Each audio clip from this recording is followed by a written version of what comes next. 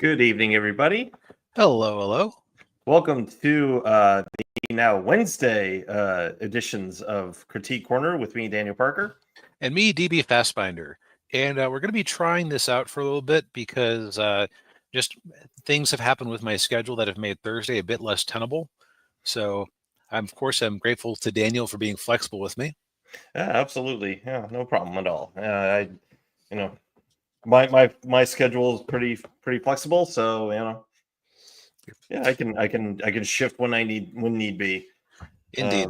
Yeah, but if you are returning, welcome back. If you're new, what we usually do is we critique stuff. We review movies and or TV shows, something old or yeah, something old or classic, but usually at the end of the show, and then beginning of the show, usually something newer or contemporary, and then we've got our own stuff that we're talking about. And let's see. Oh, before we get into that, Oh, yeah. Since you were just advertising your campaign, how's that Yes. going for you? Not I too believe bad. I believe you just hit a milestone. Yeah, we crossed the we're over 50% funded. So I want to thank everybody who's backed the campaign, including DB. Yeah, we've got a little over 2 weeks left. So yeah, get on the book, while it's still funding. So yeah, link is in the description.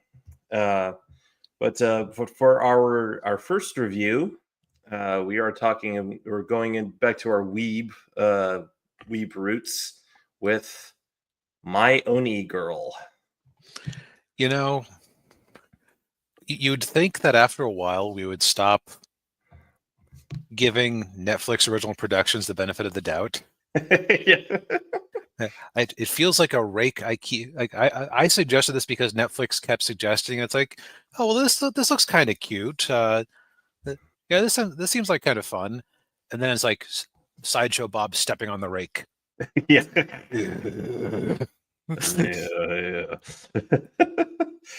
Yeah. Yeah.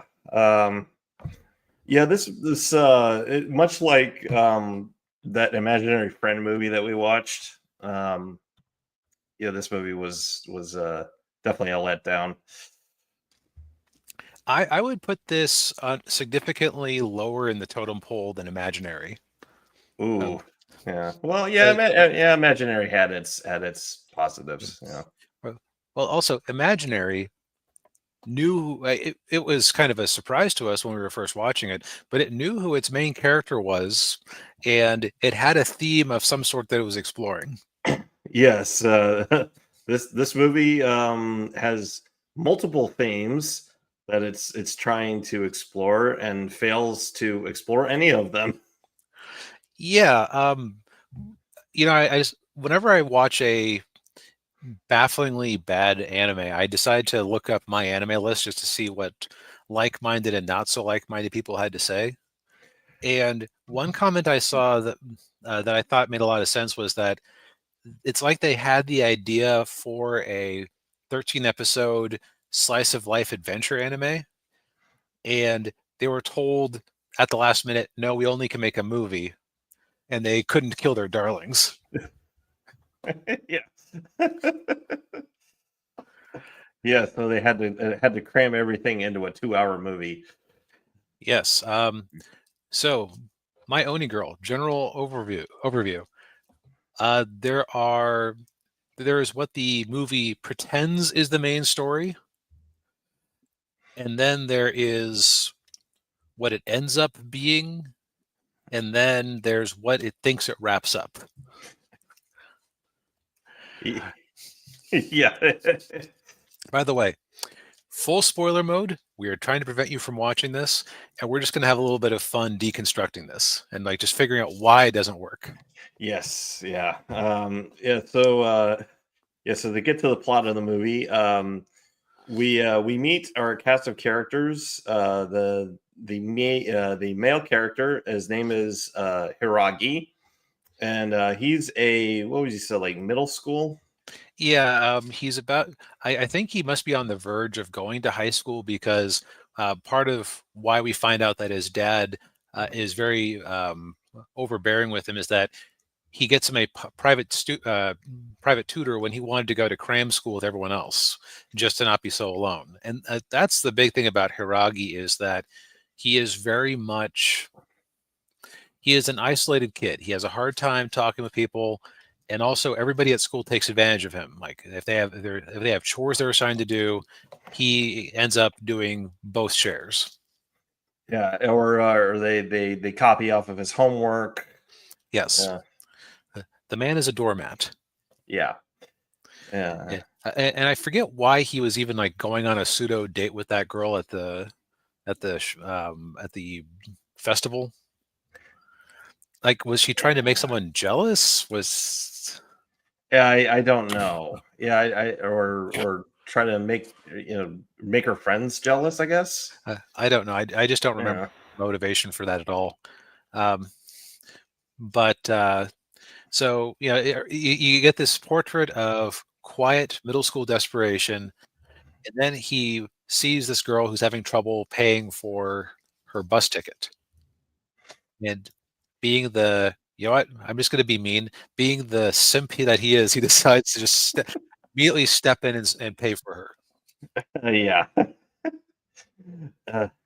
Yes, but then she decides not to get on the bus, and then she sees like a little like bubble flying out of his back, and then she's like, "Oh well, I guess you could help me out." Yep. I guess I'll let you invite me over, get free food from your family, stay the night, play Jenga with your sister. You know, uh, Totally makes sense. yeah. Now I forget. In the early on, the horn, like he can't see the horn, right? Or like I think he can after he sees the supernatural stuff. I think that's right. Yeah. Yeah, because in the midst of her being over at his house, he gets attacked by this weird like phantom snake creature thing. It looks like I think so. One of the problems I have is that I enjoy watching nature videos on YouTube. So, which kind of actually makes a lot of creature design feel very uncreative, because I like I understood that reference. I feel like the monsters in this thing, it's like a gelatinous version of an oarfish, which is just a very long fish with the face of a sperm whale, Yeah. because they do make whale sounds too as they fly around. Oh, that's right. They did. Yeah. And so this thing tries to eat him. She intervenes, and this puts, and as in their attempts to escape, she reveals that she's an Oni girl from the Oni village, and she believes that if she can get, so basically her mom disappeared years ago, and she's trying to find her mom, and if she believes that if she gets to this particular shrine, that she'll be able to figure things out. Yes, and so she asks him to help her get to the shrine, even though like he doesn't have a car or anything, he doesn't have any money, but Right. he still goes with her. Simp. Yeah. And here's the thing: being helpful is not being a simp. Being helpful to somebody who is not reciprocated significantly when you don't really have the resources to help them. This is like the call to adventure version of spending your rent money to super chat your favorite VTuber. Yeah. Like you aren't really in a position to assist, but she was to insist anyway because I don't know, pushover. Yeah, he's pushover. Yeah, he can't say no. Yeah. Now here's the thing. So we talked about the theme the movie seemed to have at first, and what you find out is, and she just blatantly tells him this, is that when you suppress your emotions too much, these little globules of energy drip out of you. And I guess did the energy draw uh, the plasma whales or whatever? Don't know if Or, that was or was ever really or established or or not. were they just, yeah, they do seem to show up when he has these incidents, but he's also reasonably close to her when this happens. Yeah. Eh, So where you would think this would be going is, oh, I see. So they've basically painted the portrait of a desperate young man who always hides his feelings and just goes along to get along. And uh, and so as a result, he's suppressing his emotions. And what they're going to do is they're going to have it be a thing where, like, oh, you've been suppressing your emotions, and the whales are symbolic of your building rage.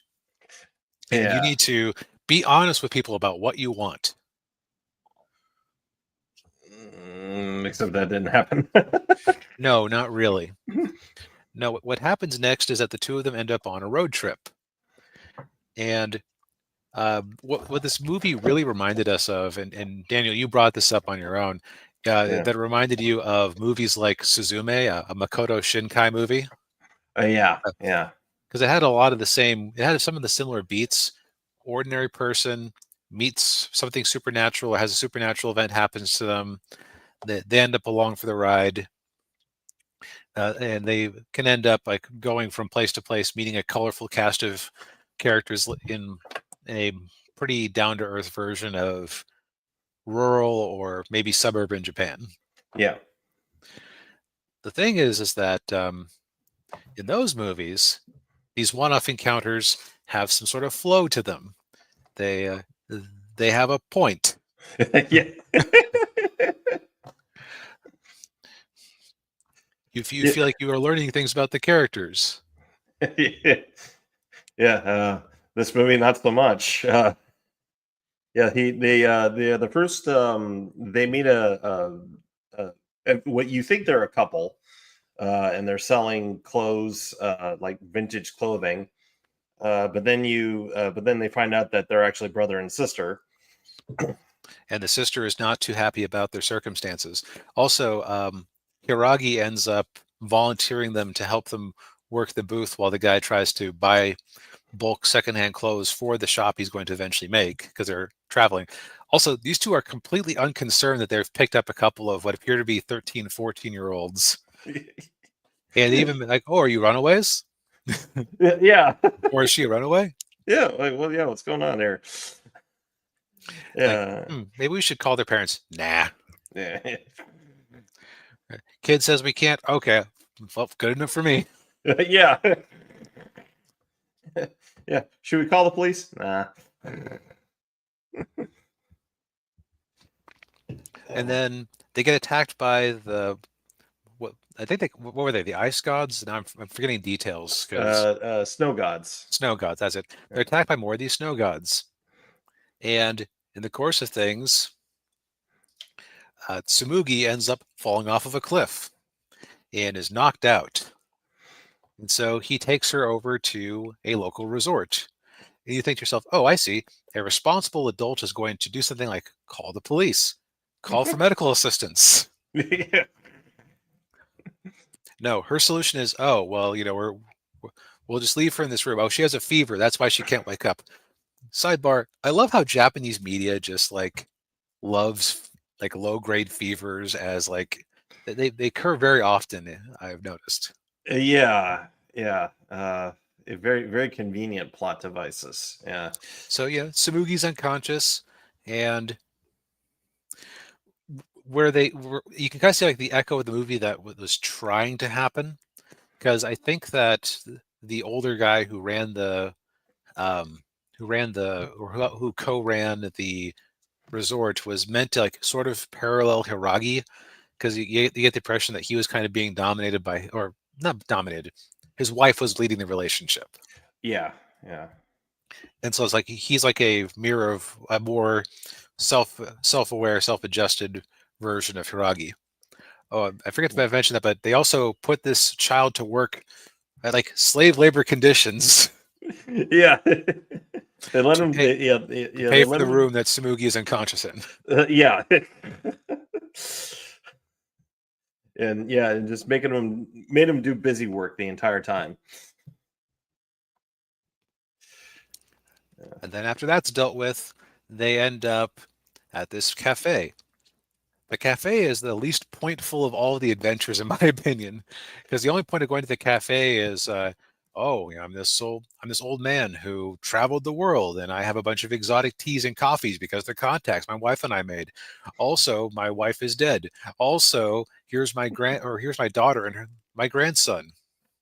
And here's this tapestry that we happen to have here. I don't think they ever say where they got this tapestry, but it seems to portray Oni being attacked by the snow gods. Yeah, yeah, and that's the only reason they're in this cafe. This is just so they could see, just so they could show this tapestry and what's being depicted in there, which isn't really. It's kind of talked about later on, but not really. They pretend it is foreshadowing for what the real end of the movie is. Right? Yeah. Now, at this point, you might be going, okay, well, this is what, the first 20 minutes of the movie? Uh, More like the first half. Yeah. Because I think I even texted this to you as I was watching it around the 52-minute mark. Oh, hey, it's time for that predictable scene where the two main leads separate because have their second act separation moment where they have a misunderstanding so they can come back together later. Yeah. Yeah. And that's exactly what happened. Yep, because they get in an argument, and Hiragi's dad catches up with them, and Hiragi is kidnapped by one of the snow gods. And Yeah. also, Hiragi was growing an Oni horn because he was eating his feelings. And this is the last time in the movie that that theme is actually developed at all. Yeah. Yeah. And also they get to the shrine where supposedly her mother is, but she's not there. And then her dad shows up, and it turns out the dad had lied to her. Like, oh, your mother didn't leave. She was a sacrifice for the Oni village. Yeah. It, it would have been kinder to say that she'd gone out for milk, I guess. But Yeah. Yeah, she went out for cigarettes.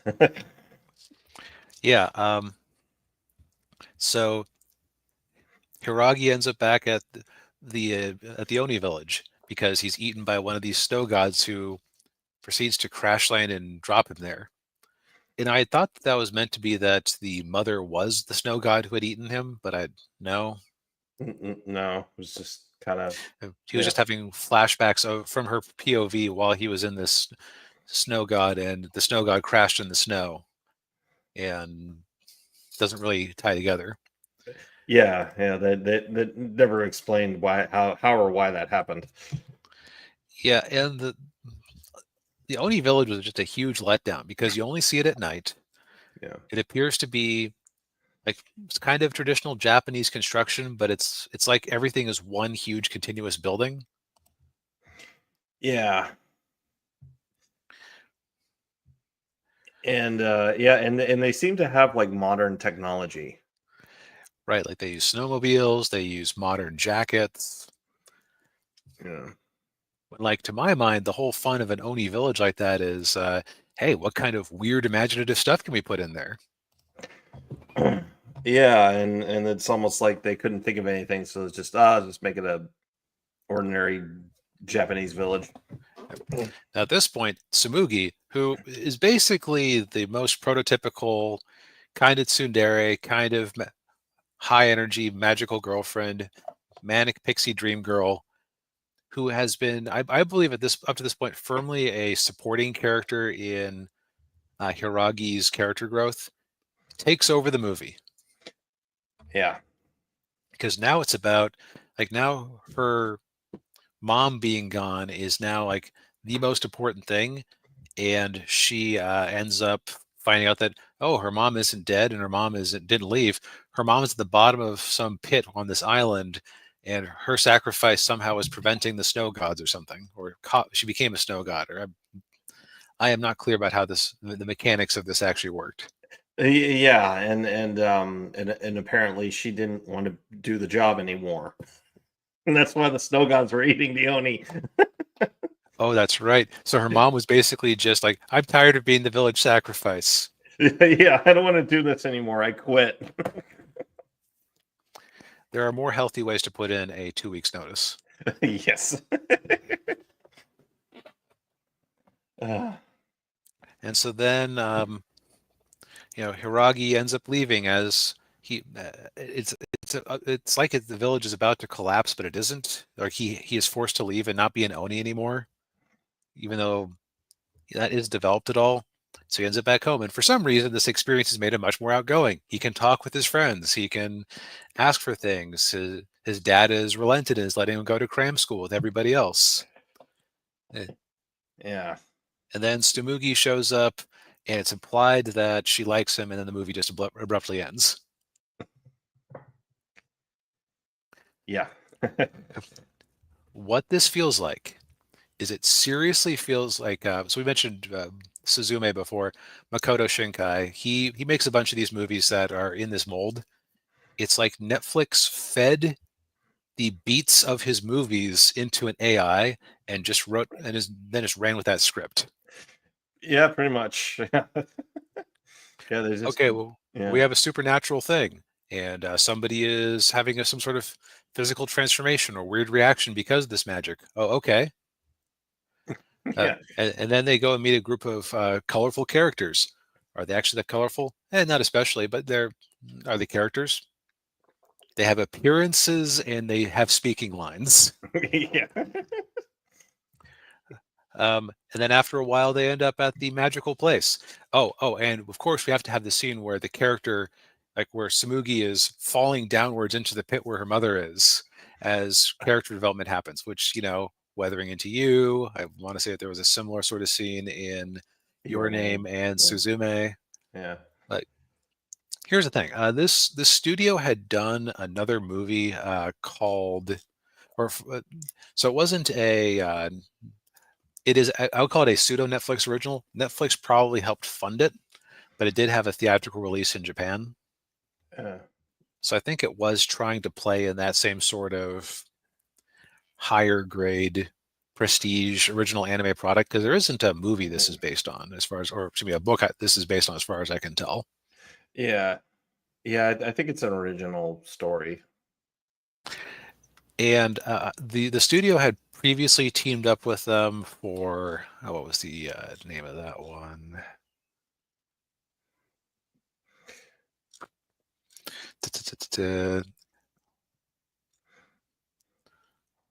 One second. Oh, come on. It's like called Cat Junction or something like that. Oh. Let's see here. A Whisker Away. That's it. I've seen that one, and it actually has a very similar plot structure to this one, just it follows through better. Oh. So I seriously wonder if there were missing scenes, if this was chopped down, if they did have an idea for a TV show that they were forced to turn into a movie because that's what Netflix would pay for. Yeah. I the or just a bunch of mediocrely talented people came together and made some sludge. like new Star Trek. Yeah, Although in that case it's not mediocre, it's just god awful. yeah. Like this is like it has the appearance of having a story. It has the appearance of themes. It has tolerable animation, though there were some bits where I went back to rewatch it. Like remember when Samugi was on the train having the flashback that kind of explained her mother leaving, Yeah. and like so one moment she's running down one car, then you cut to the next car and she is suddenly a small child, which you've never seen before in the movie. I Yeah. was like, Yeah. but I went back a couple of times just to make sure I understood the transition, which Yeah. the point of that sort of visual transition is to make things clearer, not to be Yeah. confusing. Uh, yeah. Yeah. It did kind of remind me of I wonder if it wasn't the same studio that did like Sword Art Online. Kind of reminded me of that similar animation style. It wasn't. Oh, it wasn't? Okay. What one thing that my friends and I have noticed is that since Sword Art Online came out, anime art style has kind of converged on this as the style, Uh, where it's like you have thin lines and characters have like the facial structure is somewhat realistic, although still big-eyed. oh yeah. Um, but the fact that everyone is kind of not quite the fact that that's been influential in this movie kind of looks like it is Yeah. is kind of telling as far as its beigeness, like where it doesn't Yeah. really have a lot of voice. Um, Yeah. one thing I will say, it also, also the algorithm says we need to have some sort of J-pop scene in the middle. Who can we get? Oh, let's get Zutamayo to come in. And honestly, the best part of the movie was when they did one of Zutamayo's songs over the credits, because they picked a really nice one. I forget the name of it because I don't think I've seen it written in Romanji before. But the music Yeah. video that you can see on YouTube basically involves a alien organism merging with a girl's cat in a space station. Oh yeah. Yeah, that one. Yeah. Yeah, I might have inflicted that on Daniel a while back. Yeah, you Uh, did. Yes. but I was like, wait, that singer is very familiar. That is Zutamayo. Oh no, I hope the check was good. Yeah. Or at the very least, it cleared. Yes. Yeah. So the thing is, like, what just kept occurring to me was that they really had something here, and here's the obvious things you do. Uh, Hiragi is a angry young man who, like, he swallows his anger, goes along to get along, super agreeable but very resentful, and that's what the little bubbles represent. Yeah. And he runs into this Oni girl, and he ends up back in the Oni village at the end of the first act. And he is slowly turning into an Oni. And every time he bottles up his emotions, he becomes more and more of an ogre. And eventually his emotions spill out. And he eventually, and like, oh, if you go too far, you'll never be able to go back home. I don't want to go home. And he realizes that, like, and then you maybe like actually develop his dad a bit outside of him being a paunchy middle-aged salaryman. It's like, oh, but you realize that the dad sacrificed so much for the kids, and that's why he is so demanding of them. And this moment of understanding brings Hiragi back from the edge. Yeah.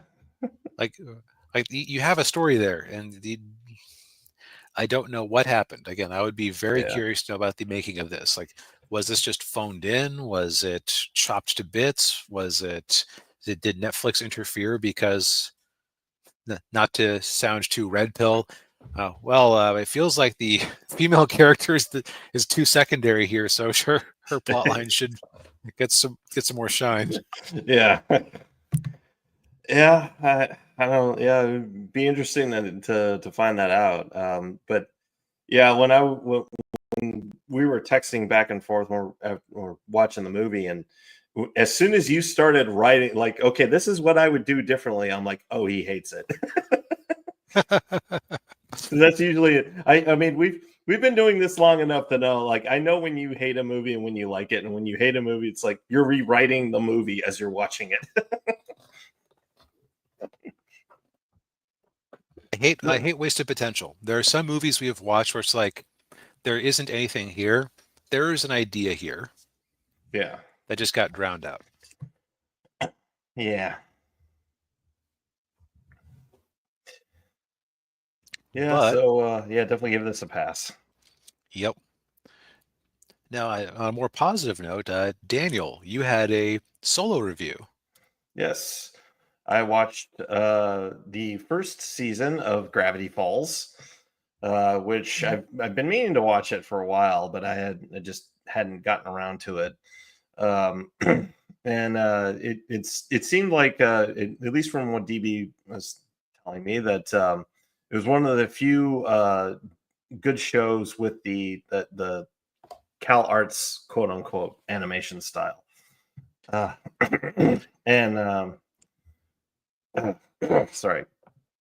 Um, yeah, and so I thought it's on Disney Plus, so I thought I'd give it a watch. And yeah, I mean, it's it's a good little show. I mean, it has it's got characters that are not cringy and annoying, which is always good because that tends to happen a lot with modern shows. And I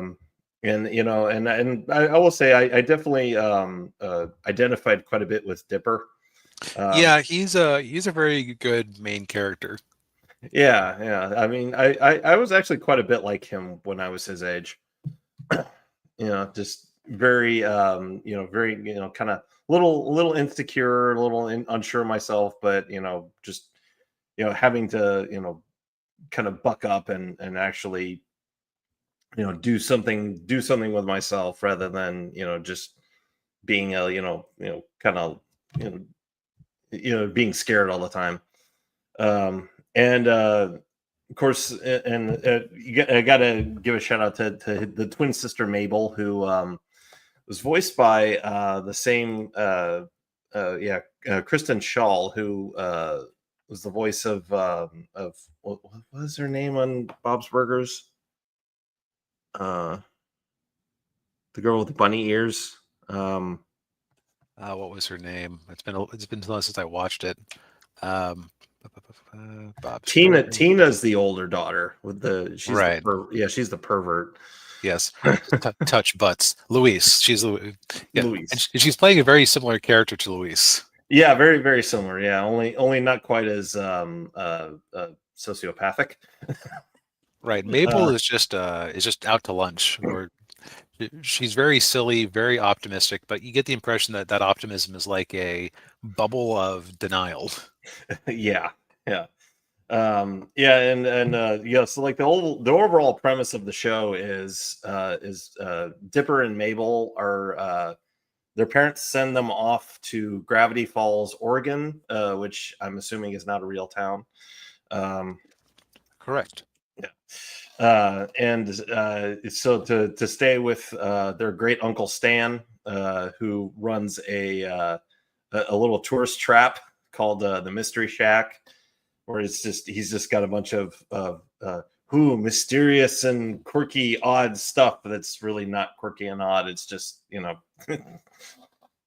it's just stuff that he made up, and he's got the his two employees, Zeus, who not the brightest bulb, but he has a good heart. It's actually Sus because it's short for Jesus. Oh, okay. Um, and then Wendy, who's the teenage girl who works there, and then unsurprisingly, prepubescent Dipper has a crush on her, which again, On the cool tomboy redhead. yeah, Shocking. yeah, shocking. Which again had something similar to that when I was around his age. I think most guys probably did. Um, and so Dipper finds a journal. It's just a hand with 6 fingers on it with the number 3. You see that in the poster, and it has like it's whoever wrote the journal, which of course I haven't watched season 2 yet, so I don't know. I don't know all the secrets of everything, but it has all of the whoever wrote this journal has all the like the different magical creatures that live in around Gravity Falls. Like the first episode they encounter gnomes, and they want to marry Mabel and make her so that she can be their queen.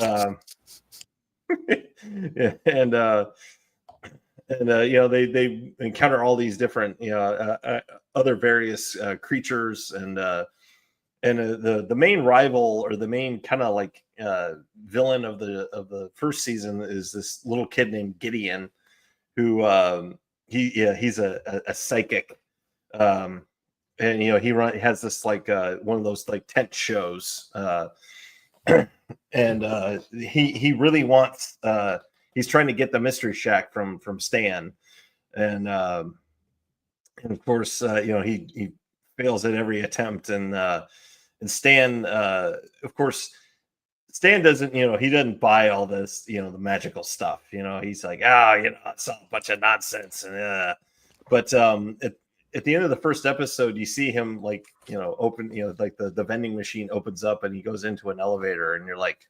what's that all about? Yeah, this is like it's like Twin Peaks for kids. Yeah. With a bit more whimsical supernaturalness. Yes. Yes. And not quite as complicated. But yeah, I mean, it's a fun show. And it's like I said, it's one of the few shows that, and I agree with DB, it's one of the few good shows with this animation style, because I'll be honest, I'm not a fan of it. It just kind of seems cheap to me. But Guess parts what? of It is. it is, yeah.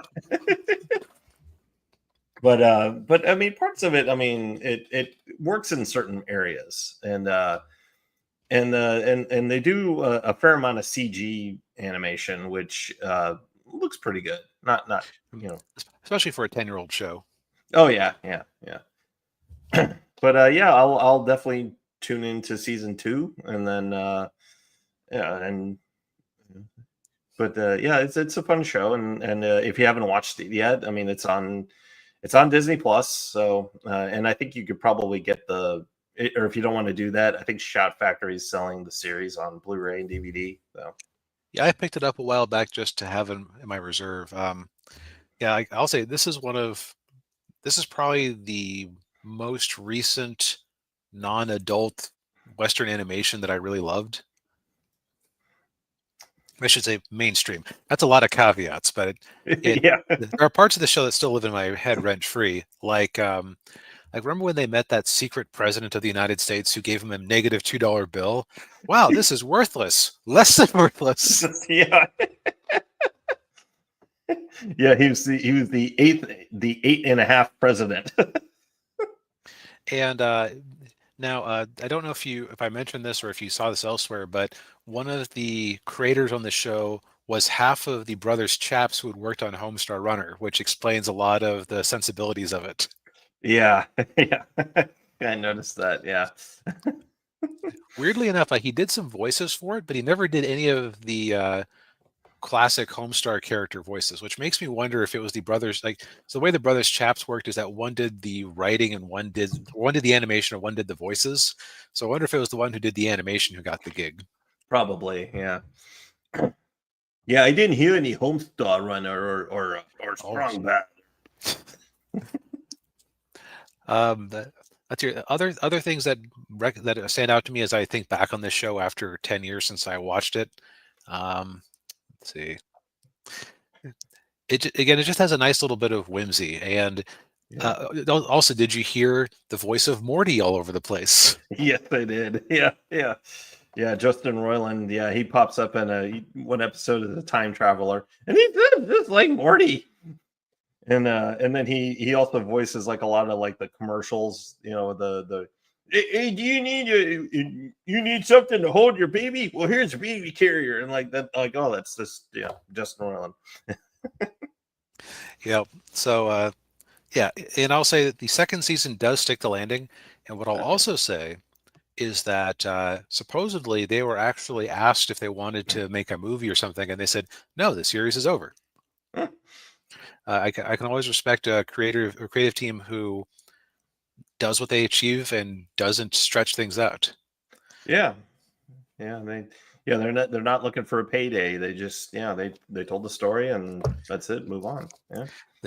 The other thing, I think this was a second season one. Did you see an episode where they did a body swap thing? Oh yeah, yeah, with the carpet. Yeah. Yes. Okay. I think one of the funnier things there is that it is probably the most realistic take on what would happen if you were body swapped with somebody, which isn't, you know, nothing weird, nothing like, oh, I can, if I look like Mabel, I can go and sneak into such and such or whatever. Yeah. It was just like constant screaming and body horror. Yeah.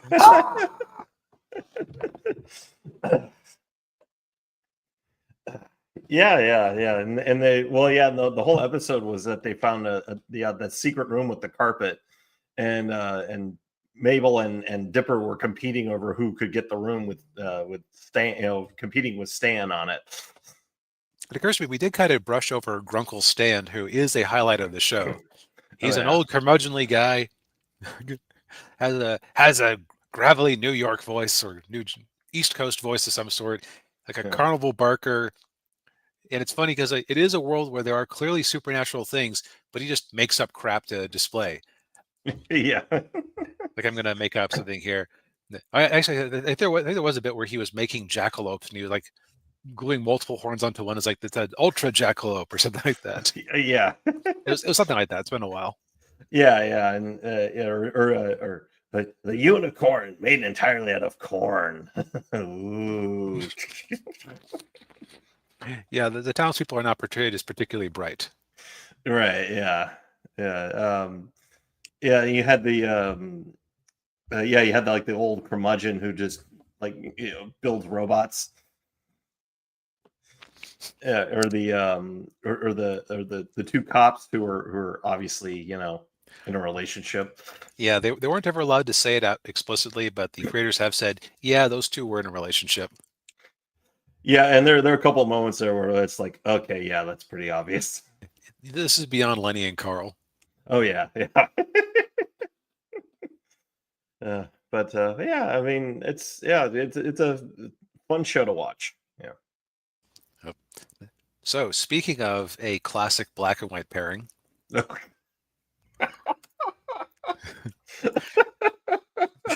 like the transitions aren't always there. Yeah. Yes. See No Evil, Hear No Evil with Richard Pryor and Gene Wilder. So this is one that I had been curious about for a while. I think this was one of the. So DVD has been around since like 1997. I only really started noticing it at stores in like the early 2000s, and I remember seeing this one quite a bit for sale at various places. Like, this was an early adopter of getting onto physical media. Yeah, and I remember seeing it a lot on HBO too, like back in the 90s. Okay, that makes sense because I cannot see this getting onto a lot of places besides HBO. Yeah. Oh, hey, Ninja, good to see you. Yeah. Yeah, it's very much an adult comedy. I mean, well, it's Richard Pryor and Gene Wilder, so yeah. Right. It would be more shocking if it wasn't adult. Yeah. So the basic premise of this one is that Richard Pryor is blind, Gene Wilder is deaf. They have both come into their disabilities.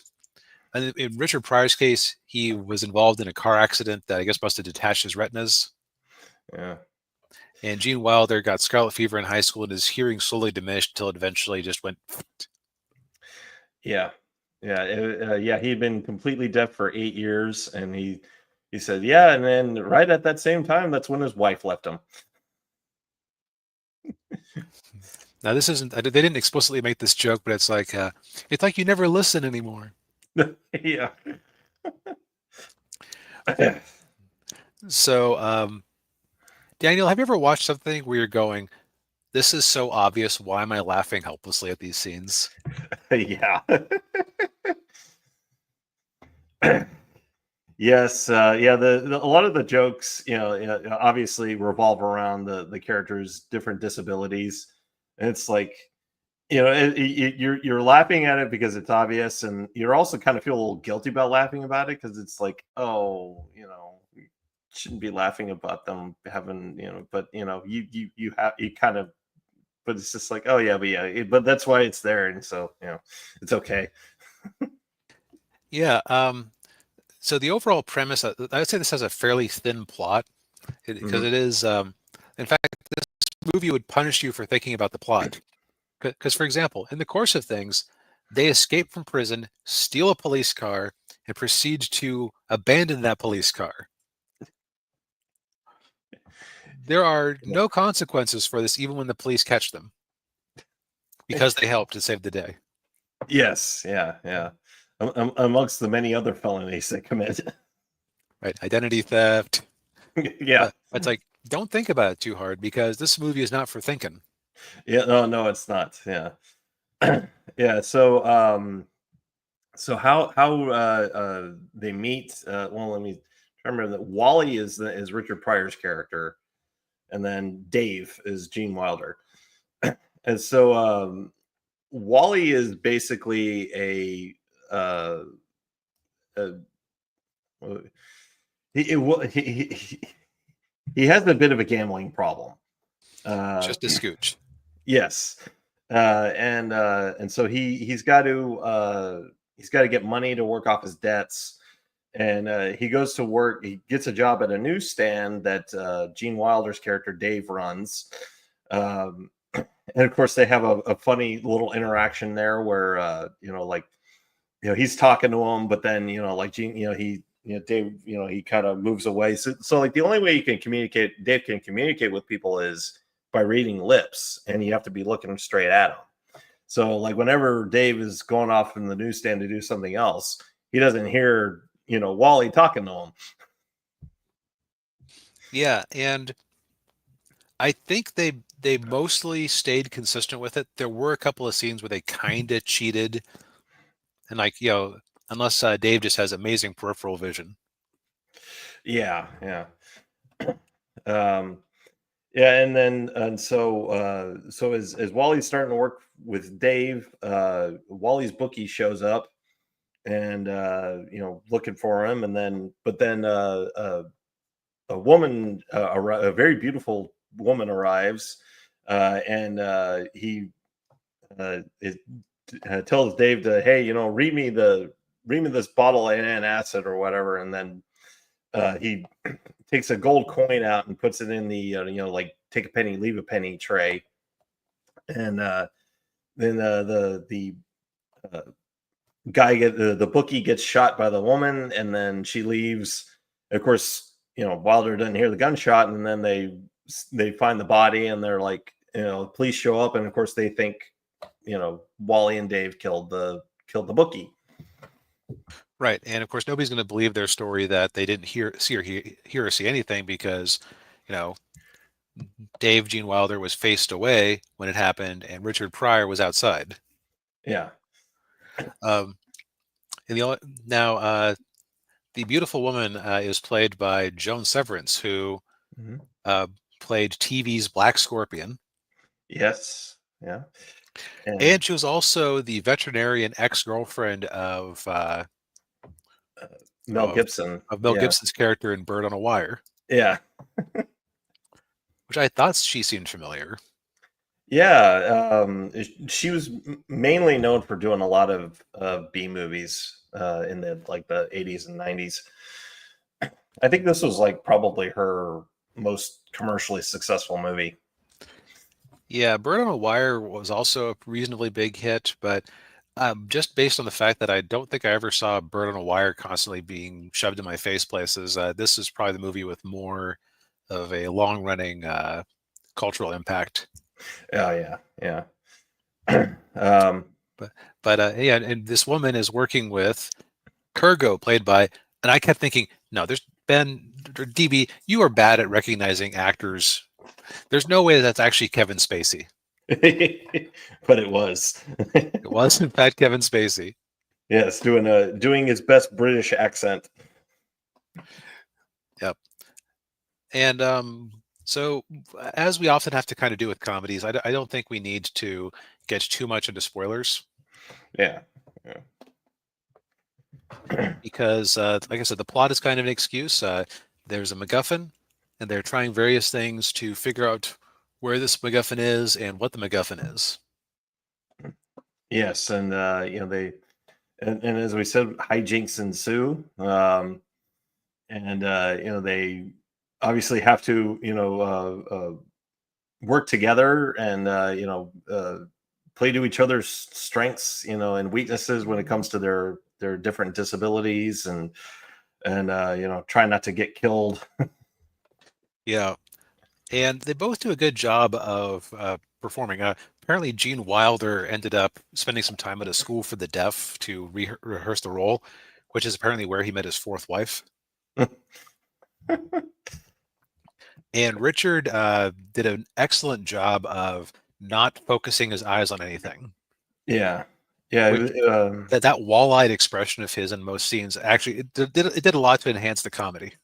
yeah, it did. Yeah, yeah. He was a bit like Al Pacino in *Scent of a Woman*. Kind of had that same look. Yeah.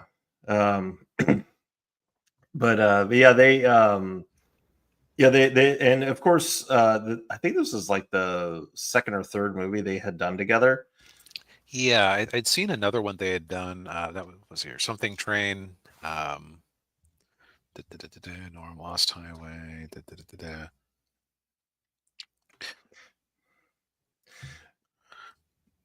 It's the toy, some kind of hero. So they did Stir Crazy.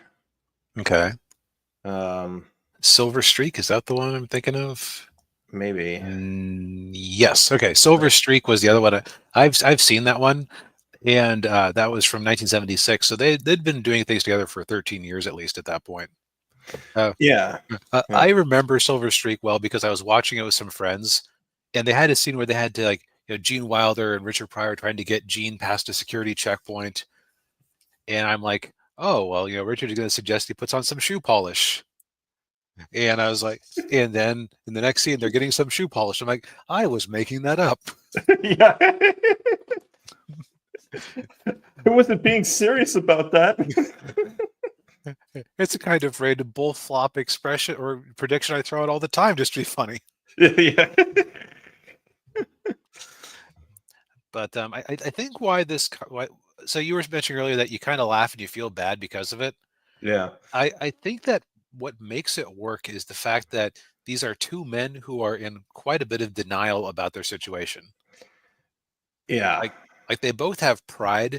Like you'll notice that Richard isn't exactly wearing sunglasses and walking around with a cane. He basically Yeah. stubbornly insists on living his life the same way he did when he could see. Yeah. Gene also, he doesn't, you never see him learn sign language or anything like that. Right. Yeah. He relies completely on reading lips. Yep, and he just refuses to acknowledge. And the thing is about him is that he kind of gave up an acting career because he couldn't catch the the cues from his other co-stars. But he Right. also, I believe, refused to admit why he couldn't miss or get those cues. Like if he had just admitted Yeah. to somebody that he was losing his hearing, who knows? He could have still been acting. Yeah. Yeah. They could have. Yeah. I would imagine they would have accommodated him. Done everything they could to accommodate him, even in the late '80s. Right.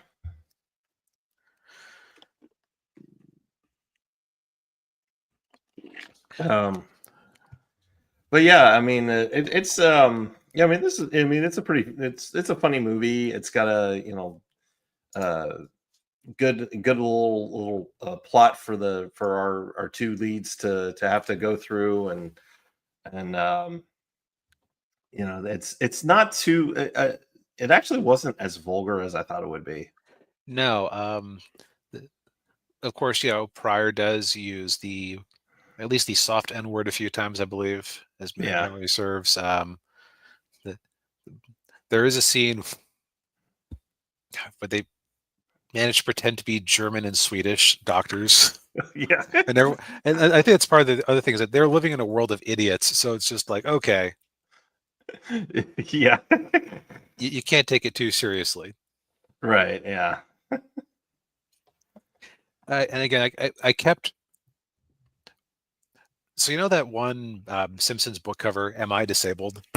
That's kind of how the comedy of this movie made me feel because Yeah. it's just like slipping past my millennial irony filters and just like, no, this is two comedy greats being stupid in ridiculous situations and having their pride burst all the time. Yeah. It just works. Yeah. It does. Yeah. But yeah, I mean, it's on Netflix right now. So And probably still available in the physical market if you're up for that. Yeah. at least used. I can tell you that my local Fred Meyer back in the day always had copies of this around, so probably still floating around. Yeah. But yeah, I give it a solid recommend. Unless, of course, you're the easily offended type. But Yeah. this just, yeah, it is a simple idea executed well. Yes, indeed. Yeah. Take some notes, my Oni girl. Yeah. Yeah. And I was just thinking, if they had done if they had done a sequel, I already knew what the title would have been. It would have been "See No Evil, Hear No Evil, Speak No Evil," and they would have had another character, added a third character who's mute. Oh, so is that an official plan or just something you think they would have done? I think that's something they would have done. Yeah. Yeah, who would you team up with those guys? I don't know. You'd almost have to get a woman. Now that Yeah, I it could think be a about it. woman. I almost want to say Steve Martin, but I don't know that you could have Gene Wilder and Steve Martin in the same movie. Yeah. Yeah. It'd have to They be both, it'd have to be somebody who could do like physical comedy and like facial expressions. yeah, no, not Chris Farley. I don't see him being able to shut up. No, no. Uh, maybe if Belushi hadn't passed away, he could have done it. Yeah, he would have probably. Yeah, he would have been good for that. Yeah, but yeah, I mean, yeah. Just a thought. Yeah, but yeah. Well, I'm Yeah, glad we were able to end on a positive note. yeah, me too. I think we've said all we need to say for tonight. Thank you everybody for tuning in. We appreciate it as always. Hit that like button, subscribe to the channel if you haven't already. Ring Uh, the bell, Over and the friendly things. yeah, do the friendly things. And Guardian Angel Part 2, link is in the description down below. If you haven't backed the campaign already yet, please do so. I greatly appreciate it. And we'll see you next week. Night, everybody. Good night.